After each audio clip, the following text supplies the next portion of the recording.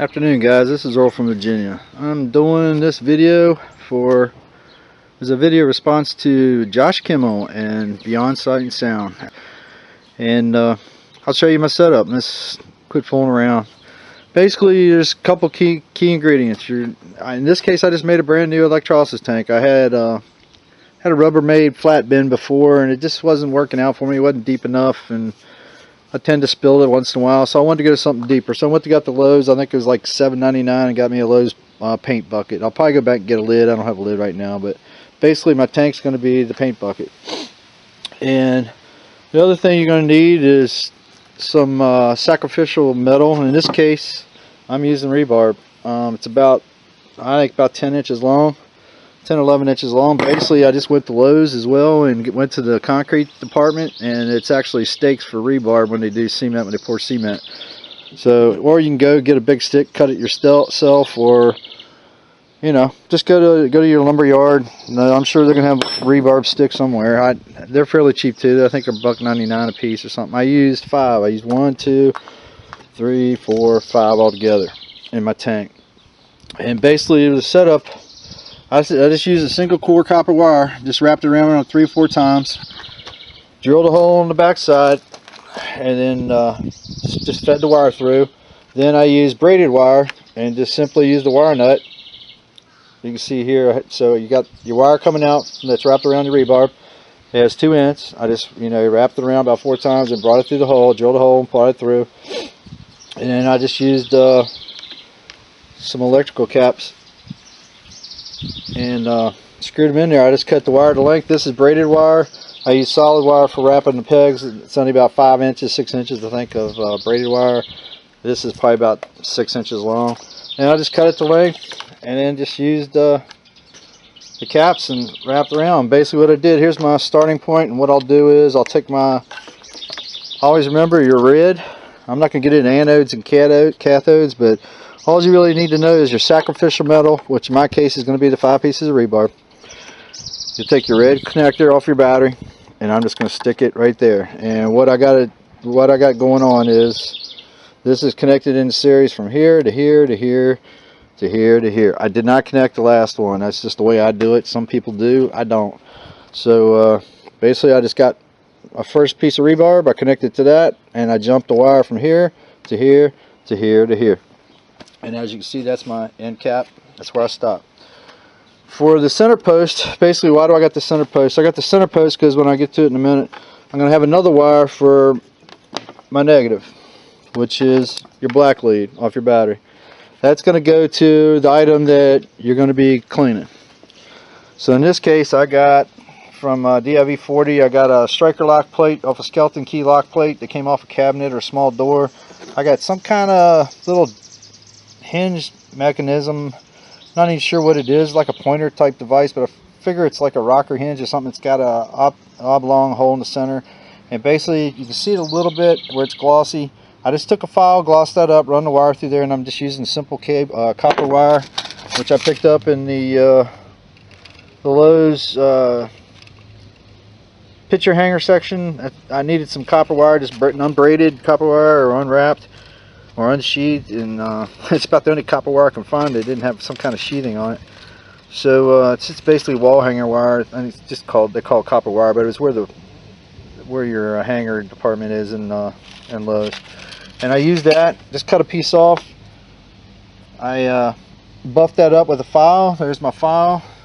I just cleaned it up a little bit to try to get some decent metal in there in the center, and then I just wrapped. I usually don't get too fancy. If it doesn't work, I might have to go in and braid the iron item a little bit more to get better contact. But I did the same thing here. I took a round rasp and I went on the inside where that copper wire is there, and it's glossed up in there back to good metal. So I wrapped it there first, and then I just kind of wrapped it around my item, and it should give me enough contact wire. And I got 2 sections about 2 foot long. I use them for the tank. It's sacrificial, that way if I ruin it, it's no big deal. I will tell you, I never place my leads for my battery charger into the water, and that's kind of why I got this wire. And I got some extra jumpers. I got 2 sets of jumpers. I use them occasionally. I picked them up at a place called Battery Mart. I think you can also get them at Walmart. They're just basically a 1 foot section. It's just a jumper, a simple jumper. Nothing expensive. I think it's like $4.99 or something for a pack of them.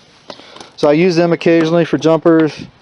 I use the braided wire. It's just a piece off an old electrical cord. So that's pretty much it. You got your tank, you got your water.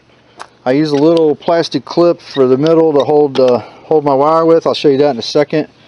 And the only thing really left is what I put in the water, and I just use, like pretty much everybody else does, is super washing soda, detergent booster, house cleaner from Arm & Hammer. You can get this at Walmart. It's fairly cheap too. Don't ask me the price. I got it about 5 years ago. And actually the battery charger is a Schumacher. I have had this for 20 years, so I can't even tell if you can get this model anymore. But this one, if you don't have a complete circuit, it will keep running. I know some of your newer ones that are tender type battery chargers, they will cut off if you don't have a solid connection. Meaning, in this case, you got an open-end connection. You got your hot, you got your negative, and they're not actually connected together. They're just, the water is doing the electrolysis part. So I do have an old charger, and my settings are go on 2 amps. You can see right there, it goes on 2 or 10 or 50 amp start. I never use the 50 amp. Occasionally, if I got a huge item, I might use the 10 amp, but I will not use it on 10 amps very long because it will tend to char your item a little bit. It won't destroy it, it just makes it real darky brown. Then you got like charcoal. I mean, you're gonna have charcoal residue on there when you get done anyway, but I don't use the 10 amp. I usually go 2 amps, and then I set my selector switch on 210/50, which is on the left side. The other side is a maintainer charge. That's a 3 amp. I probably could use that. 3 amps is not, you know, 1 more amp than 2. I probably put it on maintainer at 3 or use it 2, either one you want to do. And then mine's set up on a timer. I usually just, when I get everything hooked up, I turn it on. I just set it on 10 hours, 10 or 12 hours, and just let it run all its own. And I'll come back and check it. So like these smaller items like this one, I might not need to go 12 hours for that. I might need to go a couple hours for that. This Campax, I'm probably figuring it'll probably take 10, or I might even take more than that. I don't know. There isn't a whole lot of rust on this thing. There's some in this corner, but you see it, it's just got like a cake on it right now. It's fairly clean inside. There is a break there, but it's a fairly clean piece. But there's some scaling there, especially in this corner. It's got to come off. We'll see how that turns out. But this little small Campax isn't too bad. It should clean up fairly well.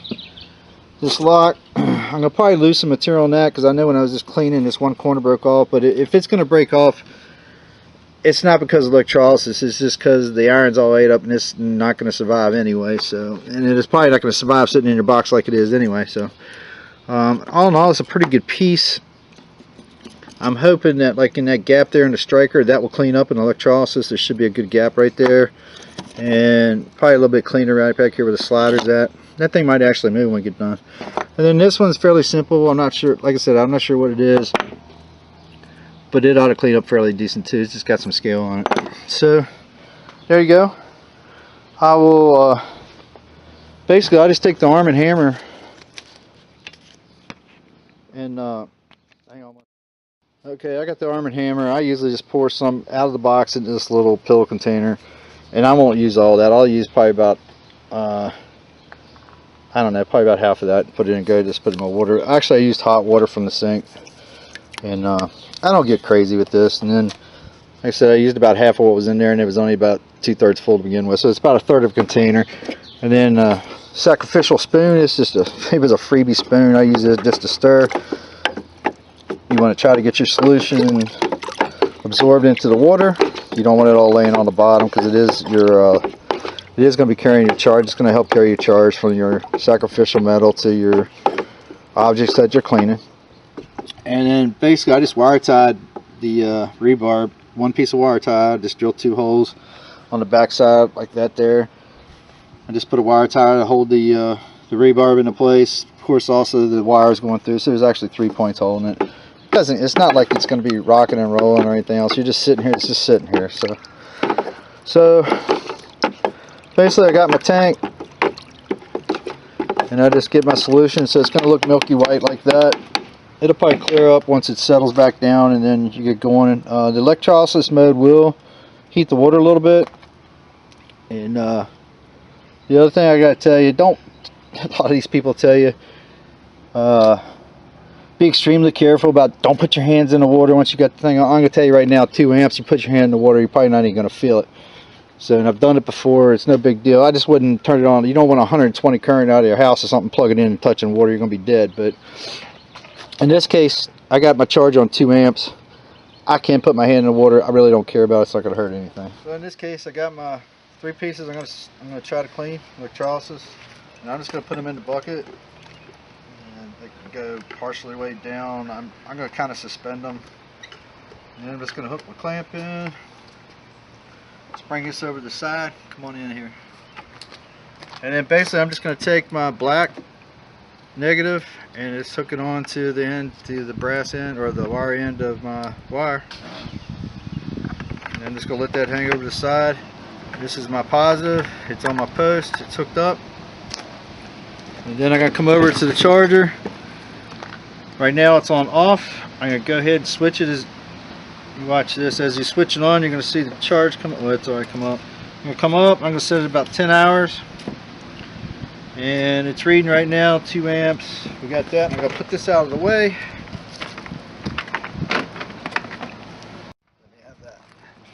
So how do you know it's working? Well, it's going to be hard to see with this milky water right now. But if you look closely, right in the middle, you will see the bubbles coming up. And see, when I was telling you about you can get wet, I'm wet and I'm not electrocuted. So I got my finger in the water right now. It's at 2 amps. It's not, you're never even going to feel it. But if it's going to be hard to see right now, but as soon as this thing starts clearing up, let's do this. I think you can probably see that. See the bubbles rolling off of the item right there? If the bubbles are rolling off, I'm shaking. I've been out here in this heat all day. But if you can see the bubbles like they're coming off right now, that's what you want to look for. That means your item that you're cleaning is getting clean. And so basically what I got, I just take that clip to hold my cable in place. My items are suspended. You can put them on the bottom. You can do whatever. Just, you don't want to hit your sacrificial metal. So whatever you're cleaning, just don't hit your sacrificial metal. So right now I'm cooking. My first 3 items are in. We'll go from there. These are my sacrificial wires. They're hooked up to the black negative. My sacrificial metal is hooked up to the red positive. And that's all hooked up my battery charger. I move my battery charger. I usually just put it down there below like that. Set my bucket there. I'm outside, as you can see, so don't have to worry about gassing. Everybody says, if you use baking soda, you're going to cause all these toxic gases and all that. Well, I use an Armament Super Washing Soda. There's nothing toxic. Next time I see you, it'll probably be when I take this out. And then what I'll do at the end is show you a couple different items you can use to coat. What I usually do, I'll take it out of here. I will scrub it down probably with a wire brush really well. Make sure all the, whatever's loose comes off. I'll examine it. I might come in and check these a couple times during the process. If they're done, I'll take them out. If not, I'll leave them in. I might have to add more time. That accent will probably take more time than 12 hours, 10 hours. You can already see some of the junk. You can see the water. You already see it looks greenish, but that's items coming off my things I'm cleaning right now. So it's evidently working pretty good. This thing's roaring pretty good. You'll see it as it clears up. You can see it bubble a lot more. But all this waste in the water is what's coming off my items I'm cleaning. Alright, that's it for now. And then next step, I'll show you, I'll clean them. When I take them out, I'll rinse them off and I'll clean them. And then what I usually do is I put them in an aluminum pan, put them in my wife's oven, real low heat for about an hour, 45 minutes to an hour. I try to dry out the material really good. It'll heat it up too. I do it on low heat, about 100 degrees, 95 to 100 degrees, whatever the lowest setting is on the oven. And then I'll put them in the oven for about an hour to dry them out and to get them hot, and then I'll coat them. I got some new stuff coming. It's called Gimplers. It's a rust converter. I've used Gimplers. I've used Bri-Bri Wax, which is a special furniture wax, which I've used on a revolver that I restored. I had restored. I got Bri-Bri Wax I've used, and I also use satin finish polyurethane. I don't like that as much, but we're going to see how the Gimplers does. Kansas City Steve actually has got a video using the Gimplers and how he does his electrolysis project. If any of you guys never seen him, go to his site. He's got a great site, Kansas City Steve. It's I think KC Steve, and he's got a recent video where he does his electrolysis and he uses the Gimplers rust converter. Alright, that's it. Some of the basic tools, files for cleaning the area before you wrap, rebar, arm and hammer, some extra cable, some copper wire, my Lowe's bucket, 5 pieces of rebar, and your battery charger. That's it. Let's do a quick update. It's been about an hour. As you can see the water, you see how rusty it is, so it's doing something. And hopefully the sun isn't too bad. Stay out of the shade. Alright, let's look at one item. Here's the lock plate. You see where it's black? That's where a good bit of the rust has already come off. It's only been in there an hour. You see the front. See how the right side is looking real black? That's what you want to see. I worked a little bit harder right there on that contact, so I didn't work too much on this one, so it should be able to work right off that. This is coming on nicely. It's only been an hour. That's the lock plate after an hour.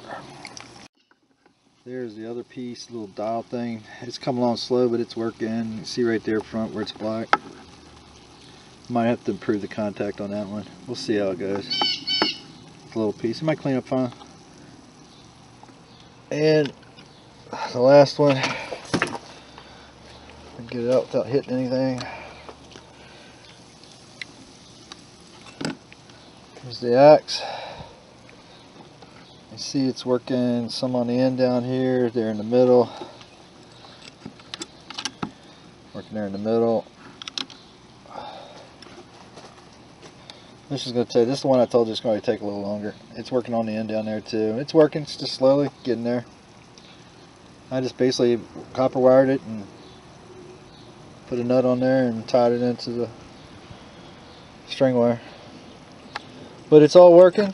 Like I said, the axe head's probably going to take a longer than the rest of it. Follow up. It's been 3.5 hours in the tank, and that's what my water. I don't know if you can see that or not. It's kind of what the water looks like now.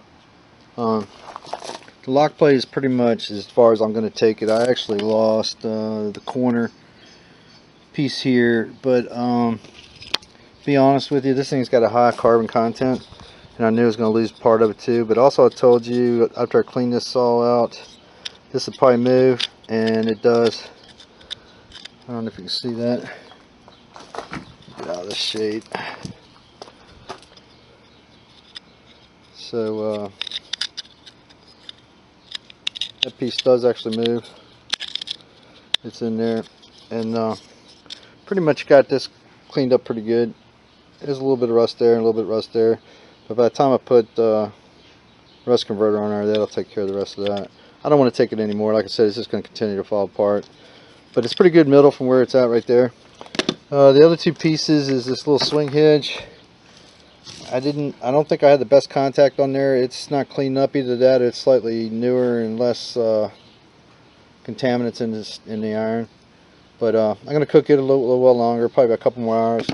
And the axe actually has turned out pretty good. I've done some picking and brush on that a little bit. Most of the pickers have come off of it. Especially down this bottom right hand corner, there was some big pickers down there. They came off. It all cleaned up pretty decent. I got some right here where my finger's at and down in the throat area where the handle goes in.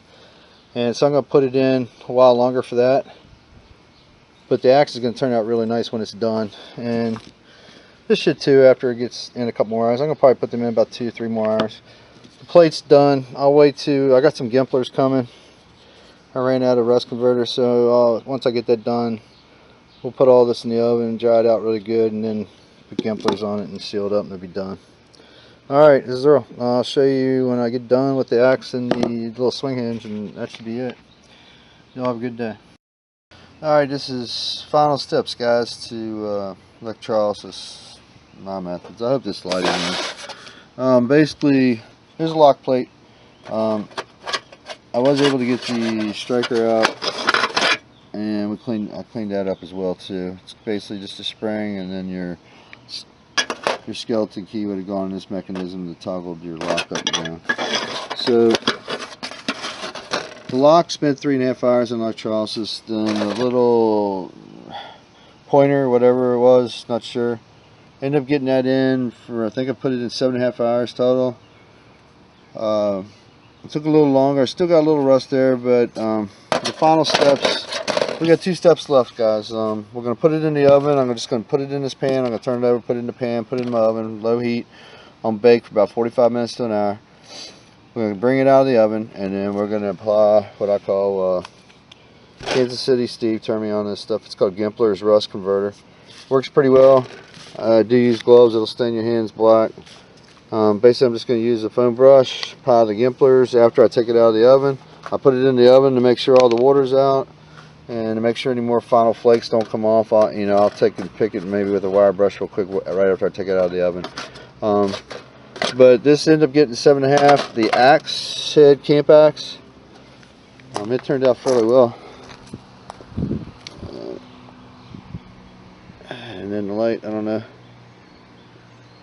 There's still some, just very little surface rust, but I'm not going to keep on baking this thing. It's been in there 7.5 hours. I got the interior where the fold up, where the, was mechanically folded or manually folded during the hand forging process. I don't know if you can see that. Pretty cool little camp axe. The bit end print came out pretty good. Actually, there was some heavy flaking down here in this corner. Well, not flaking, there was some heavy buildup down in there. There's 2 big old clumps. They came out really nice. Probably if there's any flakes left, there's that one right there, but I'm not going to mess with it too much. It seems like it's attached, just kind of feathered on one edge. But, yeah, there's the bit and hammer bit. And there's the other underside. It's just, like I said, there's a little bit in there, but I'm not going to go any further. It's just gonna, it's not really going to benefit me anymore to go any further, I don't think. So that was 7.5, 3.5 was the total time for electrolysis. So basically what I was going to do is this. Take these pieces, go put them in the pan, simple as that. And they're going to bake for an hour. I'm going to take them out, and then we'll come back out. We'll put the Gimplers on, and that'll be the final steps. Alright, see you.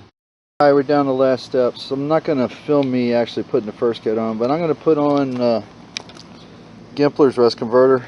I'm just going to use a foam brush. It's going to be foamy. I'll show you in a second. What I'm going to do is go ahead and put it on, and then we're going to set a timer. It's got like 20 minutes to set to put a second coat. I am going to put 2 coats on. So Gimpler's kind of goes on like Elmer's glue. It'll be like milky white, I believe.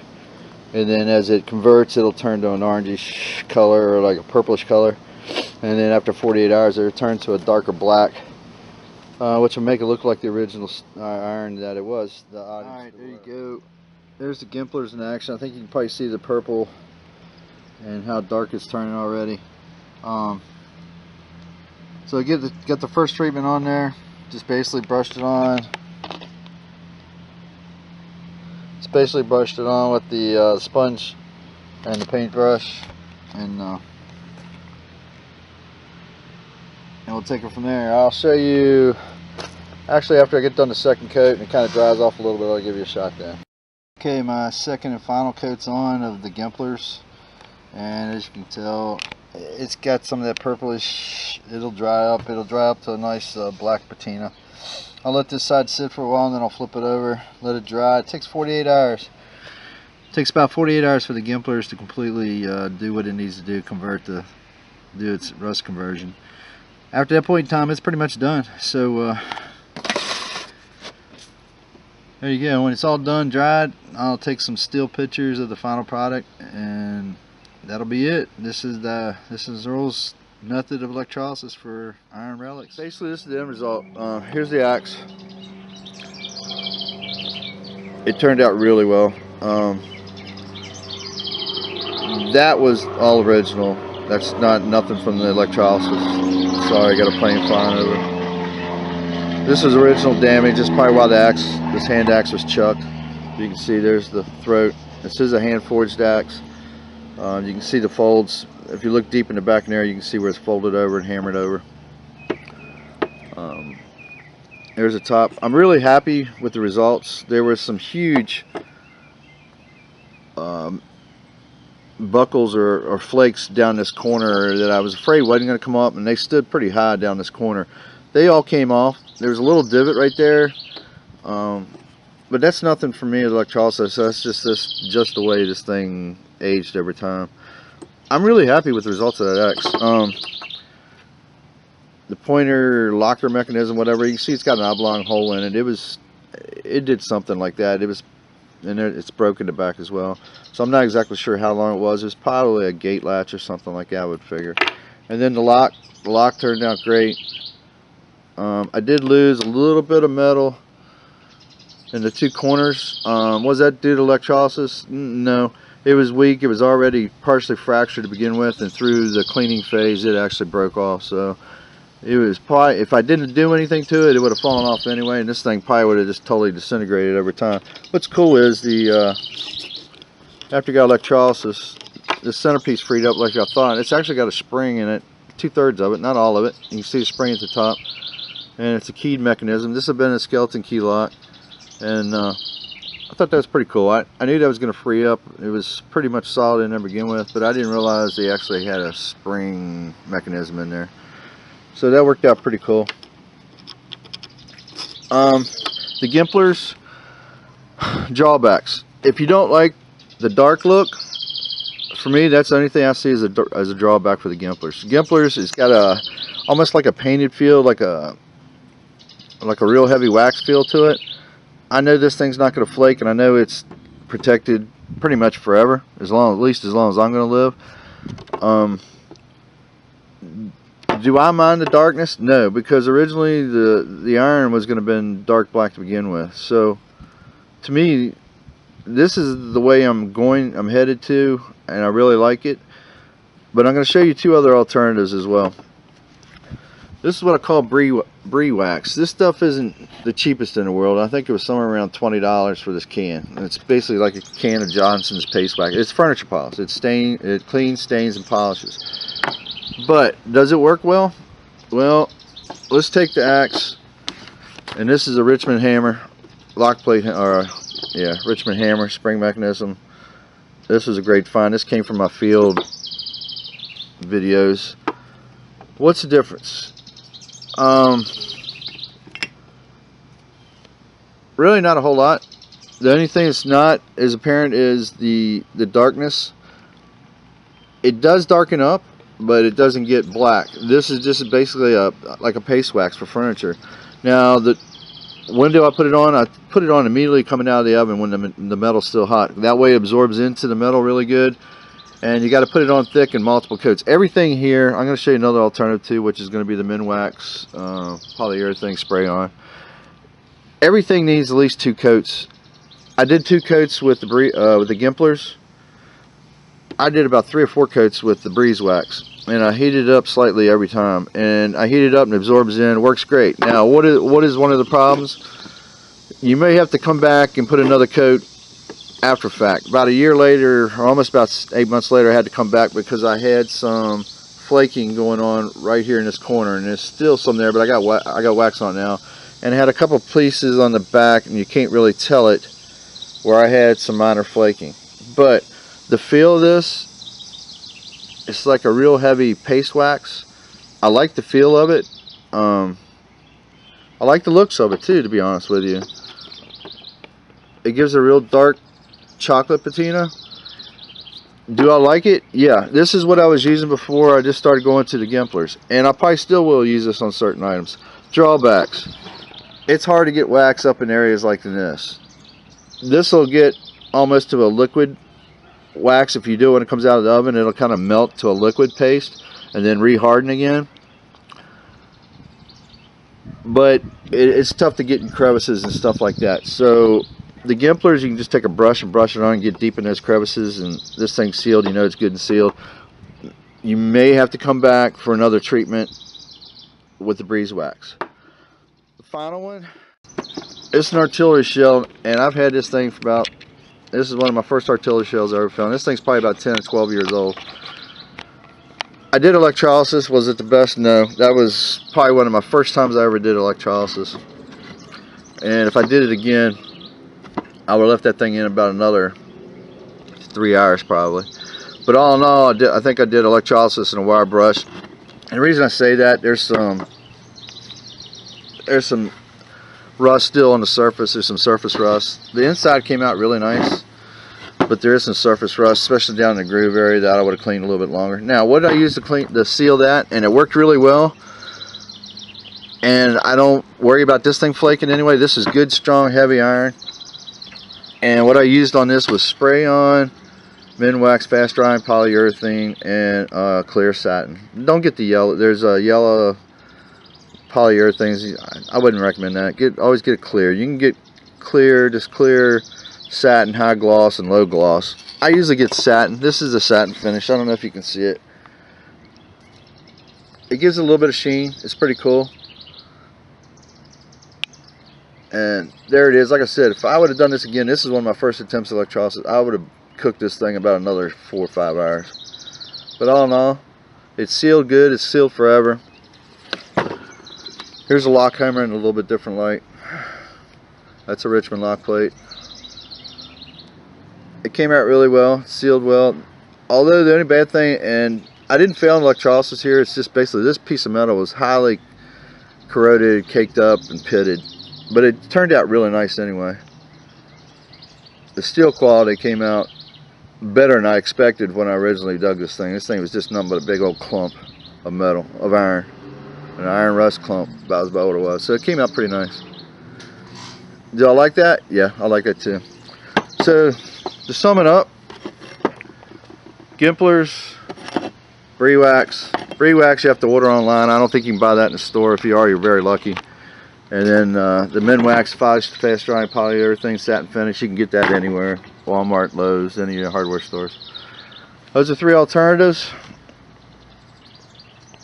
3 results, and this is the end of my video. Hope you all liked it, and thanks for watching. This is Earl from Virginia. Josh Kimmel, thank you for getting me motivated to go back in and build my electrolysis tank.